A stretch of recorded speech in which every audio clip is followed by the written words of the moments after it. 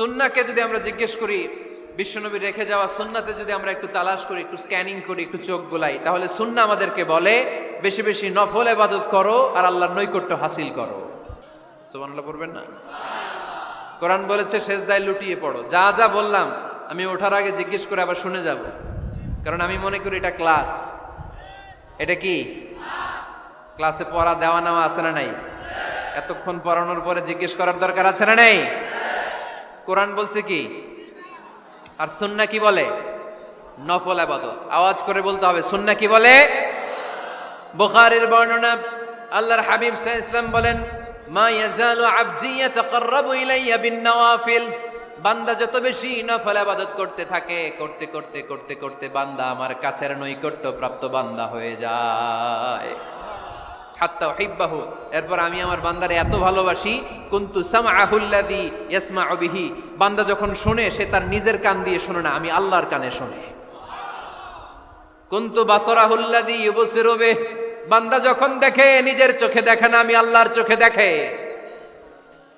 ওয়া ইয়াদাহুল্লাতী ইয়াবতিশু বিহা। বান্দা যখন কিছু ধরে বান্দার হাতে ধরে না, আমি আল্লাহর হাতে ধরে। ওয়া রিজলাহুল্লাতী ইয়ামশি বিহা। বান্দা যখন হেঁটে যায় ওর নিজের পায়ে হাঁটে না, কেমন যেন আমি আল্লাহর পায়ে হাঁটে। আওয়াজ করে বলতে হবে আল্লাহু আকবার। মানে আল্লাহ বুঝাতে চাইলেন আমি তখন তার কান হয়ে যাই, আমি তখন তার চোখ হয়ে যাই, আমি তখন তার হাত হয়ে যাই, আমি তখন তার পা হয়ে যাই। আমার আর তার মাঝে আর কোনো ফারাক থাকে না, সে আমার একেবারে নিকটে চলে আসে। আওয়াজ করে পড়েন সুবহানাল্লাহ। তাহলে বান্দা যখন নফল ইবাদত করে তখন বান্দার হাত আর বান্দার হাত থাকে না, ওইখানে আল্লাহর হাত যুক্ত হয়ে যায়। বান্দার পা থাকে না, সেখানে আল্লাহর পা যুক্ত হয়ে যায়। বান্দা যখন দেখে নিজ চোখে দেখে না, আল্লাহর দৃষ্টিশক্তি সেখানে যুক্ত হয়ে যায়। চিল্লায় বলেন ঠিক কি না? এজন্য নফল ইবাদত করতে রাজি আছেন তো? সুনানে তিরমিজির বর্ণনায় আল্লাহর হাবিব সাল্লাল্লাহু আলাইহি ওয়াসাল্লাম বললেন, হাদিসে কুদসি, কিয়ামতের দিন বান্দার যখন ফরজে ঘাটতি হবে, কিসে ঘাটতি হবে? ফরজে। আল্লাহ পাক বলবেন, উনজুরু হাল্লি আবদি মিন তাতাওয়ু। ও ফেরেশতারা, দেখো তো আমার বান্দা নফল করছে কিনা। ফরজে যেহেতু তার ঘাটতি, দেখো তো আমার বান্দার কোনো নফল ইবাদত আছে কিনা। ফেরেশতারা বলবে আছে। আল্লাহ বলবেন, তাহলে ফরজগুলার যেহেতু ঘাটতি, নফল থেকে কিছু এনে ফরজে বসাই দিয়ে এগুলোর ফরজ বানায় দাও। এজন্য নফল ইবাদতের দরকার আছে না নাই? ফরজ তো করাই লাগবে, এটা কম্পালসারি, এটার মাফ নাই, এটা অব্লিগেটরি। নফল করে আল্লাহর কাছে যাওয়া যায়, নফল হচ্ছে ওভারটাইম। নফল ইবাদত কেমন? আওয়াজ করে বলেন। তাহলে কোরআনের আলোকে আমরা জানলাম যে আল্লাহর কাছে যেতে হলে কি করতে হয়? সেজদা দিতে হয়। আর সুন্নাহর আলোকে আমরা জানলাম আল্লাহর কাছে যেতে হলে কি করার মাধ্যমে কাছে যেতে হয়? আওয়াজ করে বলেন। নফল ইবাদত করতে রাজি আছেন সবাই? সবচাইতে শ্রেষ্ঠ নফল ইবাদত হচ্ছে কোরআনের তেলাওয়াত, ঠিক কি না? আল্লাহর হাবিব সাল্লাল্লাহু আলাইহি ওয়াসাল্লাম বললেন, নফল ইবাদতের মাধ্যমে আল্লাহর কাছে যেতে চাও, নৈকট্যপ্রাপ্ত বান্দা হতে চাও, আফদলুল ইবাদাতি তিলাওয়াতুল কোরআন। সবচাইতে যত নফল ইবাদতের লিস্ট হতে পারে, এই লিস্টে র্যাঙ্কিং এ 1 নাম্বার থাকবে কোরআনের তেলাওয়াত। এই কোরআন তেলাওয়াত করতে রাজি আছেন তো? তাহলে কোরআন তেলাওয়াত করব। 2 নাম্বার তাহাজ্জুদের সালাত পড়ব। কিসের নামাজ? হুজুর ফজরই পড়তে পারি না।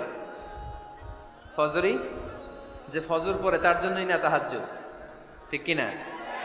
ফজরই তো পড়তে পারি না, তাহাজ্জুদ পড়ব কখন? তাহাজ্জুদ পড়লে আপনার মর্যাদা বাড়ায় দিবে কে? রাব্বুল আলামিন বলেন, ওয়া মিনাল লাইলি ফাতাহাজ্জাদ বিহি নাফিলাতাল লাকা আসা আইয়াবআসাকা রাব্বুকা মাকামাম মাহমুদা। তাহাজ্জুদের নামাজ যারা পড়বে তাদের মর্যাদা বাড়িয়ে দেয় কে? আল্লাহ। কারণ ওই মুহূর্তে আল্লাহ প্রথম আকাশে নেমে আসেন আর ডাকে, আলা মিন মুস্তাগফিরিন আগফির আলা। কার ক্ষমা দরকার? ক্ষমা চা, ক্ষমা করে দেব। আলা মিন মুস্তাকসিন আকসুলা। কার খাবারের দরকার, পোশাকের দরকার, চাও দিয়ে দেব। চাও, কার কি লাগবে চাও, আমি দিয়ে দেব। এজন্য শেষ রাতের দোয়া আল্লাহ কবুল করে। এই যে রমজান আসতেছে না সামনে, কোন মাসে রমজান?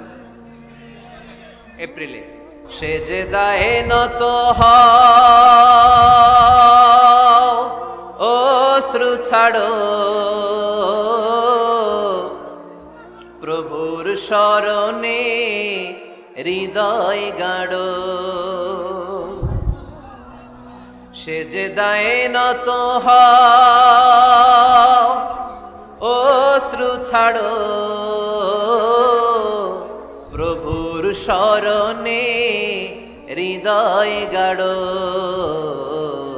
প্রাণ খুলে সব ব্যথা বলো প্রভুকে, বলো প্রভুকে।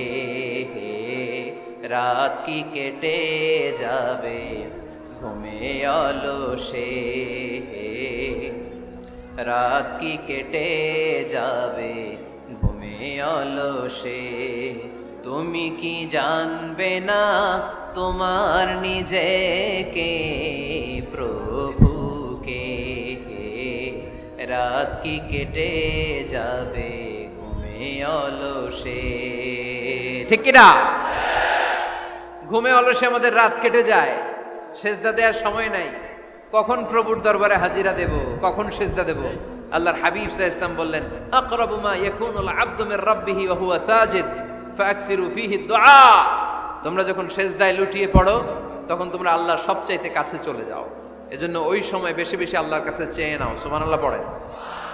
মনের যত আকুতি আছে, যত জ্বালা আছে, যত বেদনা, সেজদায় পড়ে আল্লাহরে বলার দরকার আছে না নাই?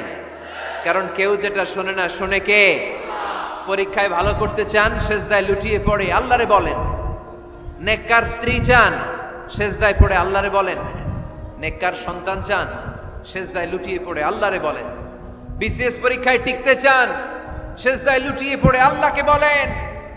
পাসপোর্ট দিয়ে রেখেছেন, ভিসা হয় না, সেজদায় লুটিয়ে পড়ে আল্লাহরে বলেন। মনের যত জ্বালা, যত যন্ত্রণা, যত আকুতি, যত হাহাকার, সেজদায় লুটিয়ে পড়ে আল্লাহরে বলেন।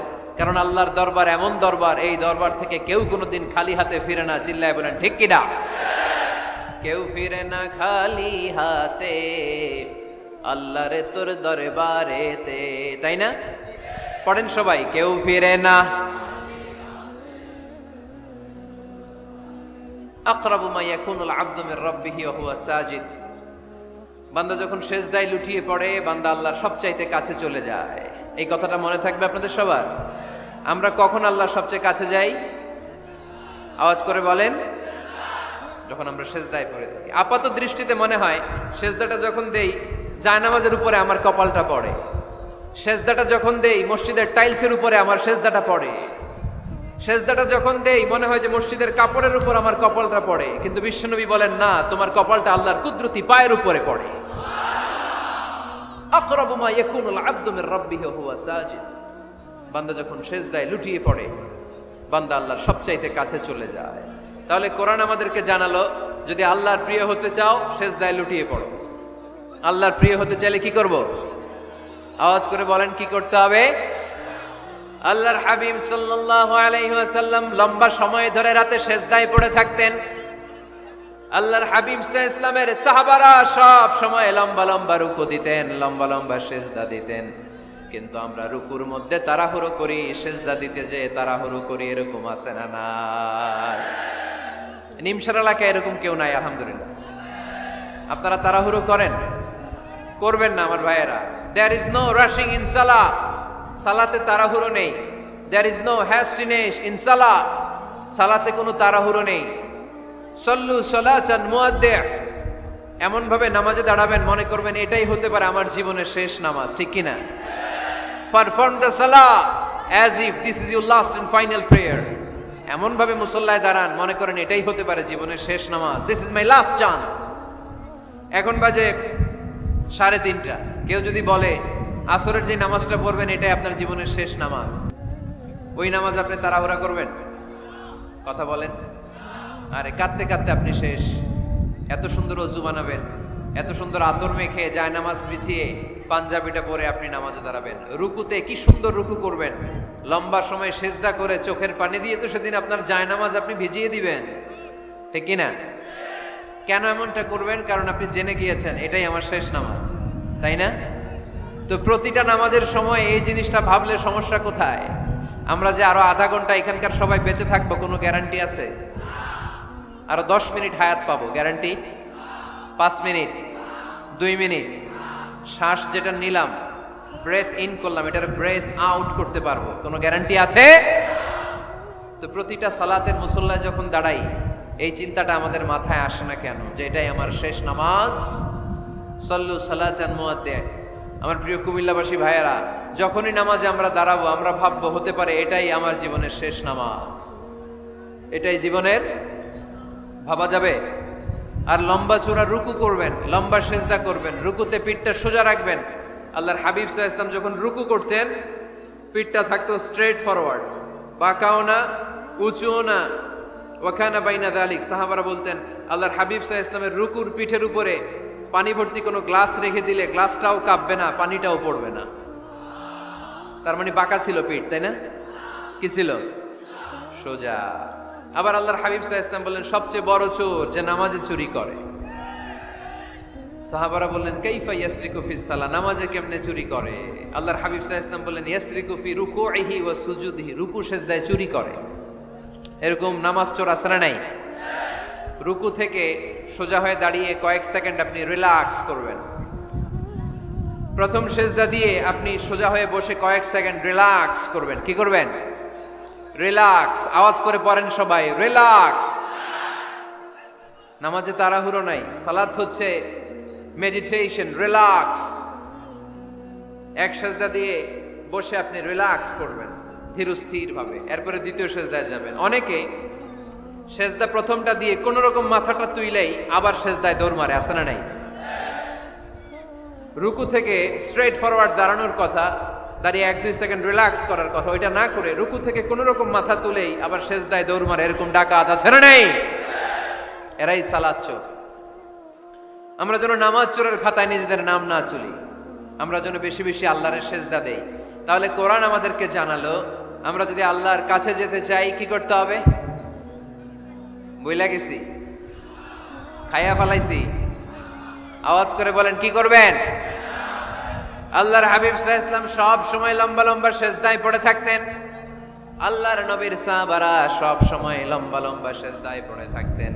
আল্লাহ বলেন তারাহুম রুকআন সুজদা।